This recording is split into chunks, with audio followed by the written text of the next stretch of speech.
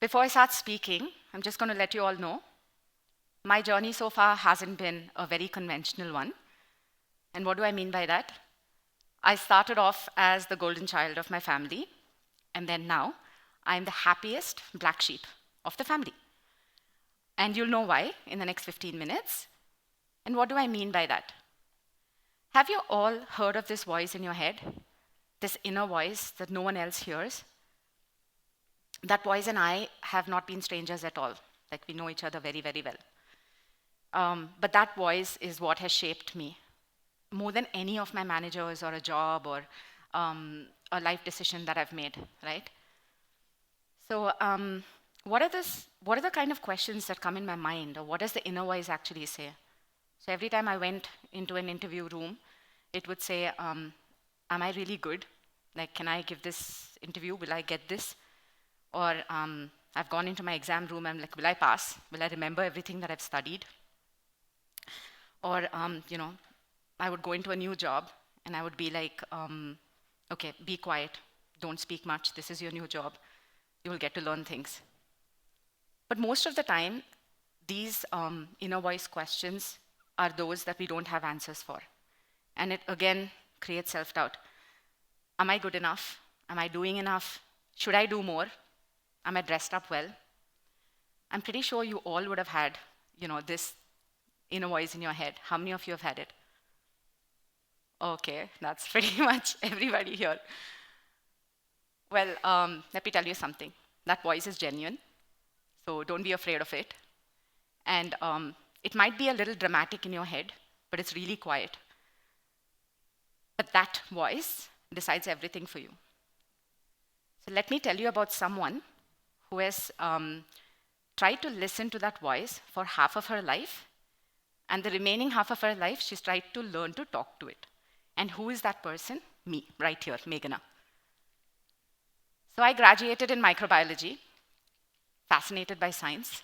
I'm pretty sure no one here is from science, pretty much. Okay, there you go, few of them. Great, great. So I was fascinated by science, and that's why I graduated from microbiology. And then I had my success map already drawn by people around me, my friends, my family, everyone, and said, like, okay, this is how it's going to be for you once you leave college.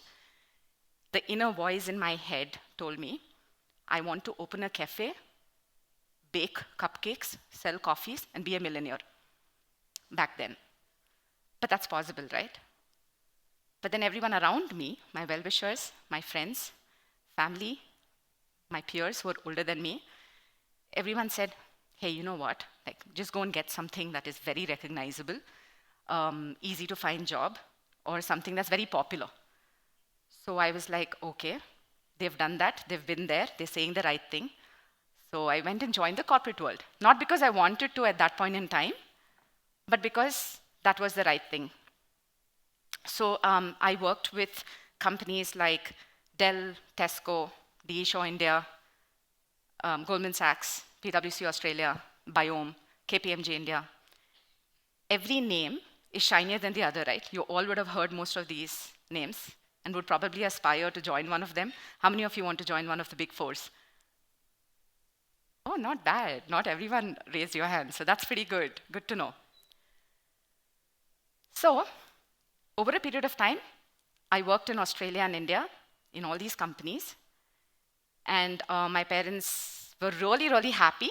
And they said, that's my golden child. She's arrived. That checklist has been ticked. She's done exactly what we wanted, we had in our head, so she's great. Now, for me, yes, I did work. But then for me, I was still following a map that was drawn by the society. So that's where the conditioning happened, right? So though everyone says, it's very strange, they say, follow your dreams. And then they say very quietly, don't take too many risks. So that's when the conditioning begins, right? That's when the rewiring in your brain begins. And then slowly, there's something called as your gut intuition, like your gut feeling. You would have heard that word. You start replacing that with instructions from your environment, your parents, your friends, could be anyone, right? You start shifting that. So that happened with me as well. But that's when I learned that you start losing your voice, not all at once, but one expectation at a time. And why? Because while you're conditioned for so long, your mind actually stops asking you, what should I do? What do I like doing? And it'll start asking you, what do they expect from me? Now, you won't be able to identify and hear your voice overnight, right? It'll take you some time. I want to share a personal moment from my life that helped me identify this voice. And it's always been the conversation between you and you. You would have heard this quote somewhere, right? Conversation between you and you. So that's what I did. So what happened was, when I was in my final year of degree, I met with an accident, just a few weeks before my final exam. And I was still recovering, so I couldn't give my final year exams, which means I can't even sit for the college placements as well. So, and what happened? So I broke my ankle, I had a few stitches, and I was injured. Now, everyone around me said, next year, give it next year, because obviously it's past now, you can't go and write your exams. So that brought me down a little bit. I felt really bad. I'm like, okay, my career is doomed. Why? Because we're conditioned, right?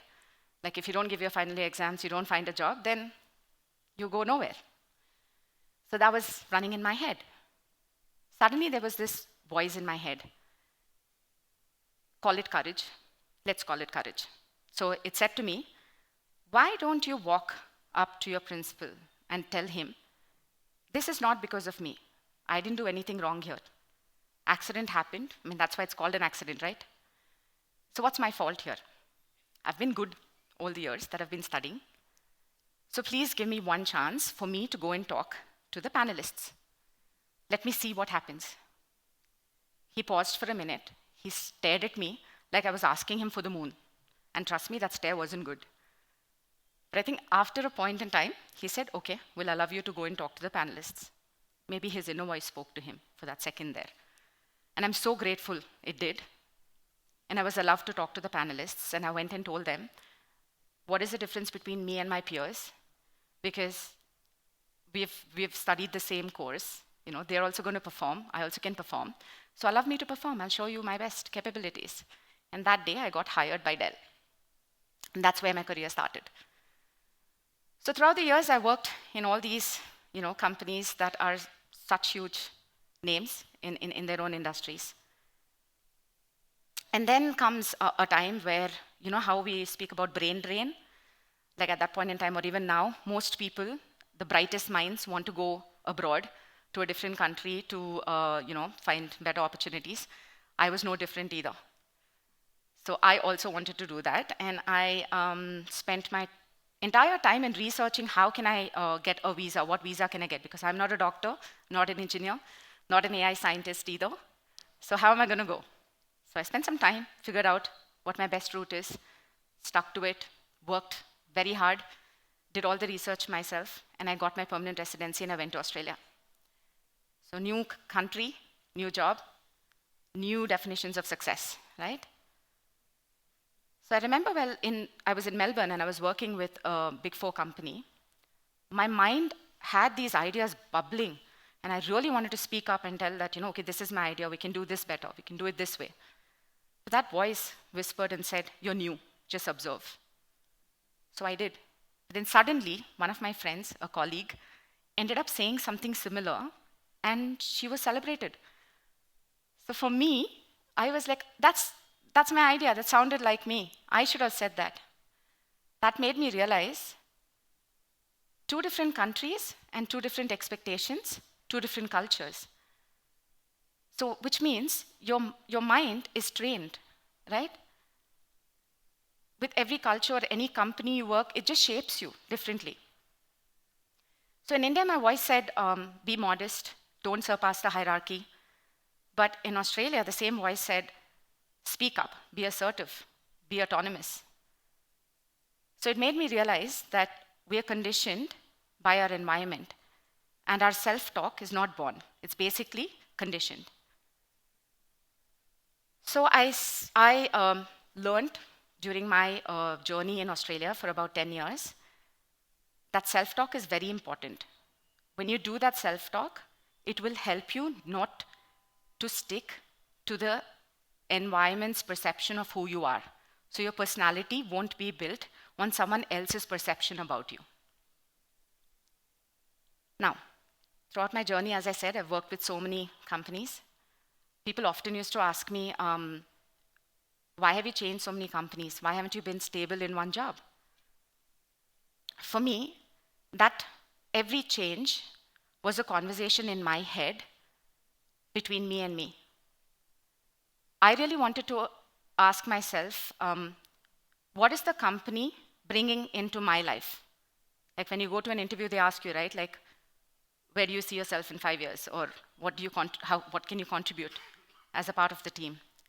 So I thought to myself, what is the company bringing value to my life? What am I getting back as well? So every time I questioned myself, the inner voice was telling me, I'm looking for autonomy. I'm looking for freedom to do something that is more meaningful. So every time I moved from one company to the other, I learned something really important, which is it's good for you to move than being stable and stuck in just one place, because you get to experience so many different things. You get to learn so many things, right? You're exposed to so many cultures, so many companies, the way they work, or even people. So these are all life experiences. And then comes a moment where right now, if you ask my dad, how do you want to introduce his daughter? And he'll say, oh, she's the happiest black sheep of the family. And why so? Because I just quit my high-paying job with a Big Four company a month ago. And my father was like, what are you doing? Like, you came back from Australia, you got this beautiful opportunity, and here you go, you're like, quitting that as well. So I told him, no, I have not taken a career break. I've taken a break from the conditioning. Because I was so tired of performing in life, so tired hiding behind projects, exhausted, running behind performance reviews, KPIs. I was only trying to prove myself and validate to everybody that I'm good. But really, do we need to measure success that way? No. So when I took that break, the initial silence was very, very difficult. It was uncomfortable because there's no more chasing deadlines.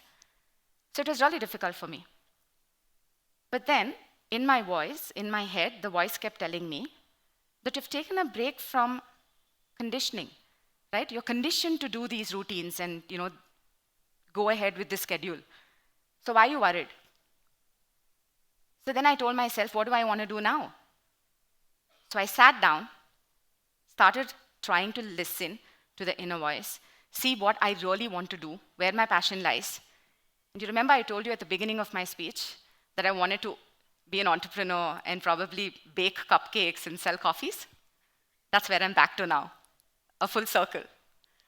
So right now, the silence that is right now in my life is very good because it's telling me to look deep inside me to understand what do I want to do next, where do I want to go. And probably you all will, come to my cafe one day and be sipping a fantastic coffee there. So what does being vocal mean then? Or what does this inner voice really mean? You might be asking me, like, how do I relate to it? How do I identify it? Well, there will be moments in your life where you will be misunderstood. There will be moments where you will want to stand in your truth, but standing in your truth means that you will be standing alone, right? But in those moments, don't forget that that conversation between you and you is very important because the loudest noise or voice you have to hear is you. So let me leave you with a bite-sized gift today. Whether you have that offer letter from the top-tier company or not, whether you're working with a startup, whether you're running your own business, or whether you're making just half the money that you're supposed to be making, it doesn't matter, right? What matters? Whether you're listening to your inner self, that gut intuition, that gut feeling, are you listening to it? When you start listening to it, that's when your inner voice will say yes.